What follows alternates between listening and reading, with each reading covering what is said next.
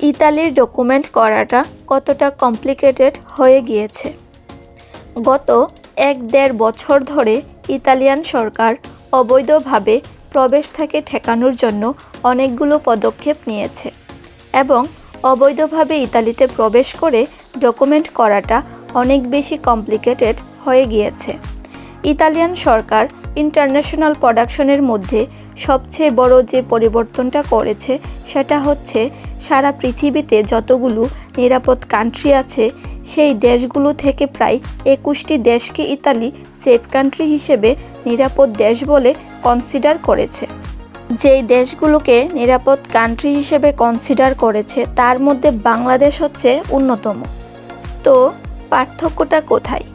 যে দেশগুলোকে নিরাপদ দেশ হিসেবে ইতালি সরকার কনসিডার করেছে ওই দেশের লোকজন যদি ইতালিতে ইন্টারন্যাশনাল প্রোডাকশনের জন্য আবেদন করে, তাদের যে প্রোডাকশনের প্রক্রিয়া বা তারা ইন্টারভিউ কথাটা তারা কিন্তু আসলে বিশ্বাস করতে চাইবে না। এবং বিশেষ করে বাংলাদেশ থেকে যারা আবেদন করবেন এর ক্ষেত্রে ইন্টারন্যাশনাল প্রোডাকশনের মাধ্যমে কেস পাওয়াটা অনেক কঠিন হয়ে যাবে।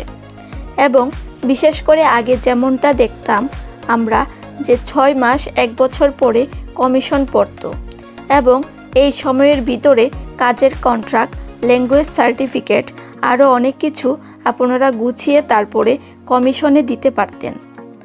আপনাদের যে ইন্টারন্যাশনাল প্রোডাকশনের কেসটা থাকতো সেটাকে বিবেচনা করতে অনেকটা সহযোগিতা করত।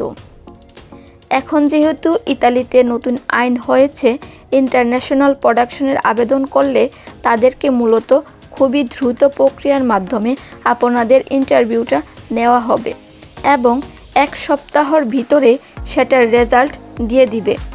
সাধারণত হয়তো কিছু ক্ষেত্রে লেট হতে পারে।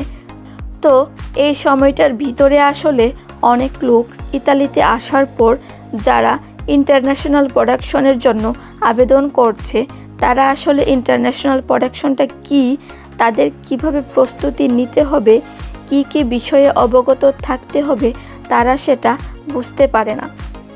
বাংলাদেশ ত্যাগ করার যে কারণগুলো ছিল সেগুলোকে প্রমাণ করার জন্য যে প্রয়োজনীয় ডকুমেন্টগুলো সেগুলো কিন্তু জোগাড় করতে ব্যর্থ হয়, যে কারণে বেশিরভাগ ক্ষেত্রে ইন্টারন্যাশনাল প্রোডাকশনের আবেদনগুলো বাংলাদেশিদের ক্ষেত্রে রিজেক্ট হয়ে যাচ্ছে। এবং রিজেক্ট হওয়ার পরে ১৫ দিনের ভিতরে আপনি আপিল করার সুযোগ পাচ্ছেন। ট্রাইব্যুনালে যদিও আপনি নিজের খরচে জমা করতে পারেন অথবা চাইলে সরকারি খরচে করতে পারেন।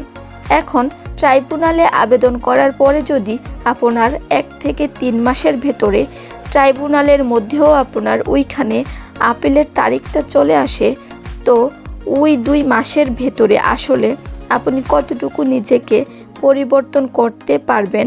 কারণ যদি কমিশনারের মধ্যে আপনি যে বয়ানটা দিয়েছেন, যা বলেছেন, ইন্টারভিউ দিয়েছেন, আপনার বয়ানটা সেম হয় ট্রাইব্যুনাল, তাহলে কিন্তু আপনি সেখানে রিজেক্ট হয়ে যাবেন।